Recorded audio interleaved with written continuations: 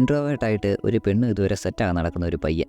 അവൻ്റെ അടുത്തേക്ക് എക്സ്ട്രോവേർട്ടായിട്ടുള്ള ഒരു കസിൻ വരും. അവളാണ് ഇവന് ഒരുപാട് കാര്യങ്ങൾ നിർബന്ധിക്കുകയും ചെയ്യും. അപ്പോൾ ഇന്ന് നമ്മൾ കാണാൻ പോകുന്നത് വെച്ചാൽ 2015 ഇറങ്ങിയ നടാഷ എന്ന് പറഞ്ഞൊരു സിനിമയാണ്. അപ്പോൾ നമുക്ക് നേരെ വീഡിയോയിലേക്ക് പോകാം. അപ്പോൾ സിനിമ ആരംഭിക്കുന്നതെന്ന് വെച്ചാൽ മാർക്ക് എന്ന് പറഞ്ഞ ഒരു പയ്യനെ കാണിച്ചുകൊണ്ടാണ്. അവൻ ഫ്രണ്ട്സിൻ്റെ കൂടെ വലിയൊരു പാർട്ടി പങ്കെടുത്തുകൊണ്ടിരിക്കുക.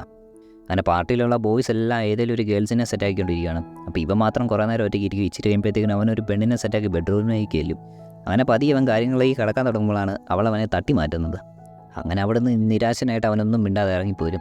അങ്ങനെ വിഷമിച്ച് അവൻ നേരെ തിരിച്ച് വീട്ടിൽ വരും. അങ്ങനെ അവൻ നേരെ റൂമിൽ കയറുന്ന ലാപ്ടോപ്പ് എടുക്കും. എന്നിട്ട് ഇൻക്വാനിഷ്വ ടാബ് ഓപ്പൺ ആക്കിയിട്ട് മിയ ഖലീഫയുടെ ഡോക്യുമെൻ്ററിയും കണ്ടുകൊണ്ടിരിക്കും. അങ്ങനെ പാർട്ടി വെച്ച് പെണ്ണിനെ കിട്ടാത്തതിൻ്റെ ഫ്രസ്ട്രേഷൻ അവൻ ഒരു വിധത്തിൽ അങ്ങനെ തീർക്കും. അങ്ങനെ പിറ്റേ ദിവസം രാവിലെ തന്നെ അവനെ അമ്മ വിളിച്ച് എഴുന്നേൽപ്പിക്കും. എന്നിട്ട് പറയും നേരത്തെ എഴുന്നേക്ക്, ഇന്നവൻ്റെ അങ്കിളും അതുപോലെ തന്നെ അങ്കിളിൻ്റെ പുതിയ ഭാര്യയും വരുന്നുണ്ടെന്ന് പറയും. അതുകൊണ്ട് തന്നെ റെഡിയായിട്ട് അവരെ സ്വീകരിക്കാൻ വേണ്ടി നിൽക്കണമെന്ന് പറയും. അങ്ങനെ കുറേ കഴിഞ്ഞ് അവൻ്റെ അങ്കിളിൻ്റെ പുതിയ ഭാര്യയായിട്ടുള്ള ജീനയും കൂടെ വരും. ജീനയാണ് റഷ്യക്കാരിയായിരുന്നു. അങ്ങനെ അവരെല്ലാവരും കൂടെ സംസാരിച്ചിരുന്ന് ഒരുമിച്ച് ഭക്ഷണം കഴിച്ചുകൊണ്ടിരിക്കും. അപ്പോഴത്തേക്കും ഇവനാണൊന്നും സംസാരിക്കുന്നില്ലായിരുന്നു. പക്ഷേ ഇവൻ്റെ നോട്ടം ഫുള്ള് ജീനയുടെ നെഞ്ചിലേക്കായിരുന്നു. അങ്ങനെ ഫുഡെല്ലാം കഴിച്ച് കഴിഞ്ഞ് അവനാണെങ്കിൽ അവൻ്റെ റിലേറ്റീവായിട്ടുള്ള ഒരു പെൺകുട്ടിയോട് ഇങ്ങനെ സംസാരിച്ചുകൊണ്ട് നിൽക്കുമായിരുന്നു. അതായത് അവിടേക്ക് അവൻ്റെ അമ്മ വരും. എന്നിട്ട് അവനോട് പറയും ജീനയാണെങ്കിൽ അടുത്ത ദിവസം തന്നെ റഷ്യക്ക് തിരിച്ചു പോകും. എന്നിട്ട് അവളുടെ 14 വയസ്സുള്ള ഒരു കുട്ടിയെയും കൊണ്ട് തിരിച്ചു വരത്തുള്ളൂ എന്ന് പറയും. അങ്ങനെ 2-3 ദിവസം കഴിഞ്ഞ് ഇവരുടെ ഫാമിലിയോട് എല്ലാവരും കൂടെ എയർപോർട്ടിൽ വെയിറ്റ് ചെയ്യുവാണ് ജീനയും ജീനയുടെ മോളെയും സ്വീകരിക്കാൻ വേണ്ടിയിട്ട്. അങ്ങനെ ഇച്ചിരി കഴിയുമ്പോഴത്തേക്കിനും ജീന വരും. തൊട്ട് പുറകെ തന്നെ ജീനയുടെ 14 വയസ്സുള്ള മോളായിട്ടുള്ള നടാഷയും കൂടെ വരും. അങ്ങനെ മാർക്ക് ആദ്യമായിട്ട് നടാഷനെ അവിടെ വെച്ച് മീറ്റ് ചെയ്യും. അങ്ങനെ 2 ദിവസം കഴിയുമ്പോഴത്തേക്കിനും അവൻ്റെ അങ്കിളിൻ്റെ ആൻറ്റിയുടെ കല്യാണം നടക്കും.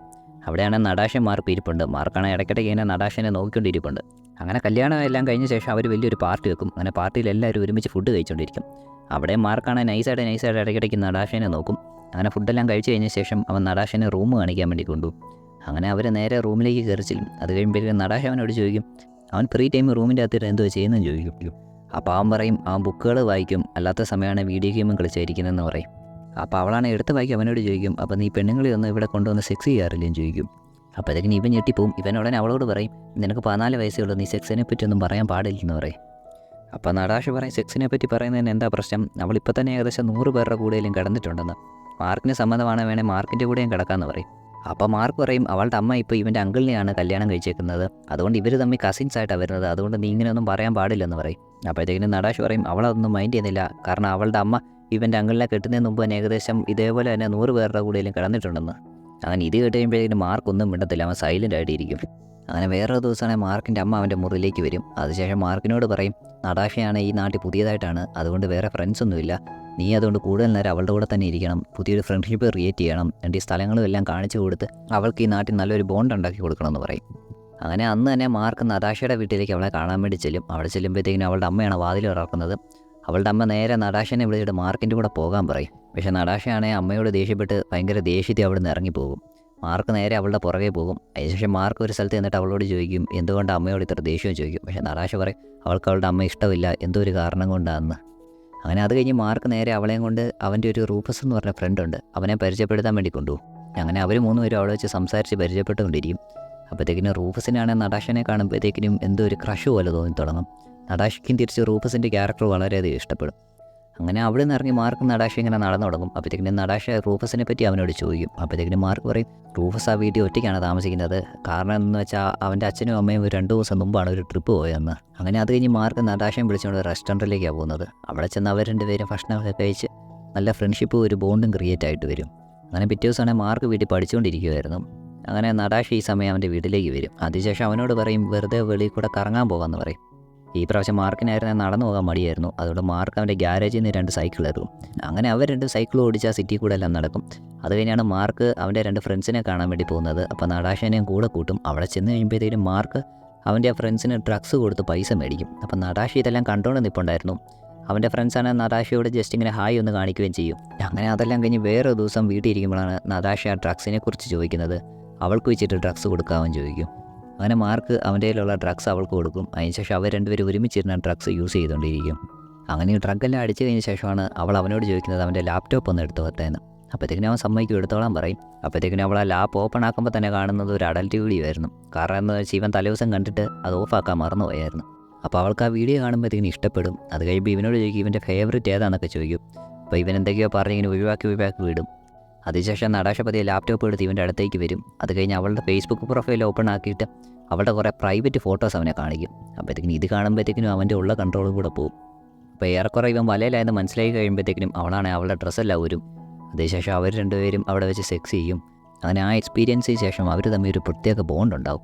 അങ്ങനെ എല്ലാ ദിവസവും നടാഷ അവൻ്റെ വീട്ടിലേക്ക് വരാൻ തുടങ്ങും. എല്ലാ ദിവസവും അവർ തമ്മിൽ ബന്ധപ്പെടുകയും ചെയ്യും.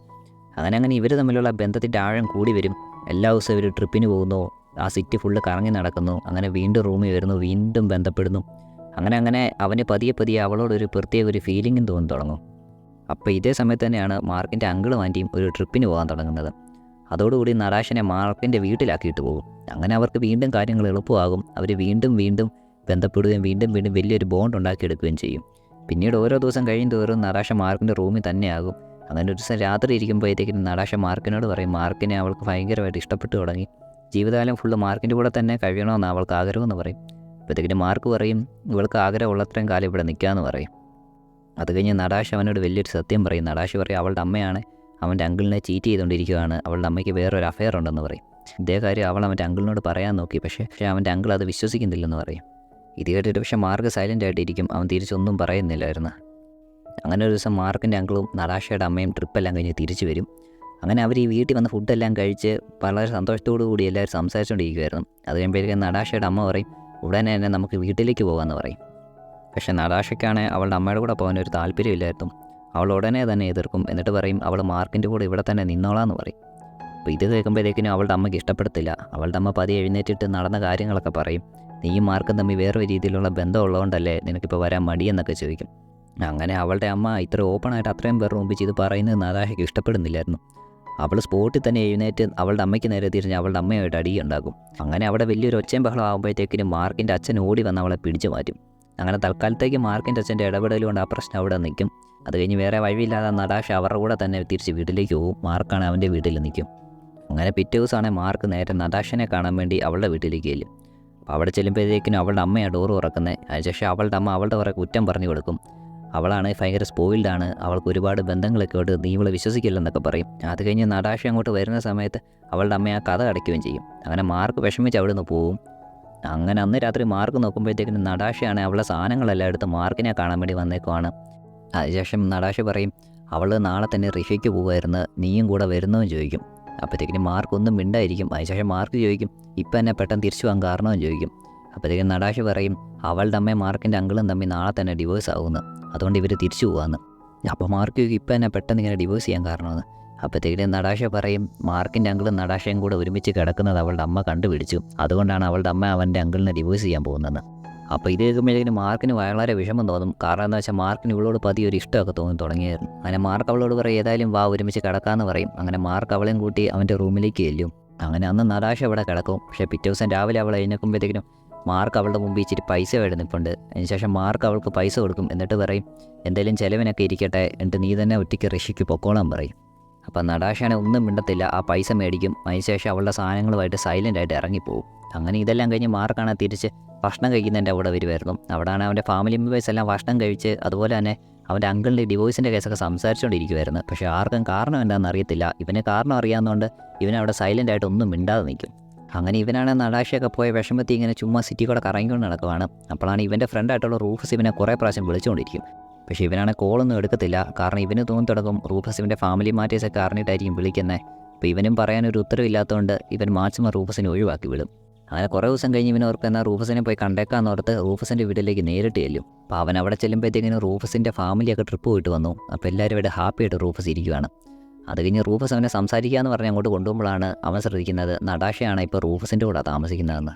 അത് കഴിഞ്ഞ് റൂഫസ് അവനോട് പറയും ഈ നടാഷയുടെ കാര്യം പറയാൻ വേണ്ടിയാണ് അവനെ ഒരുപാട് തവണ വിളിച്ചത്, പക്ഷേ അവൻ ഫോൺ എടുത്തില്ലല്ലോ എന്ന്. അപ്പോഴാണ് മാർക്കിന് പിടി കിട്ടുന്നത് അവൻ്റെ ഈ ലവ് സ്റ്റോറിയൊക്കെ വെറും കോമഡി ആയിരുന്നു. നടാഷേനെ പറ്റി അവളുടെ അമ്മ പറഞ്ഞതന്നെയായിരുന്നു ശരി, അവൾ ഭയങ്കര സ്പോയിൽഡ് ആയിരുന്നു എന്നൊക്കെ. അങ്ങനെ ഇവനും റൂഫസും സംസാരിച്ചുകൊണ്ട് നിൽക്കുന്നിടത്തേക്ക് നടാഷ വന്നിങ്ങനെ ഇവനെ കുറേ നേരം നോക്കി നിൽക്കും.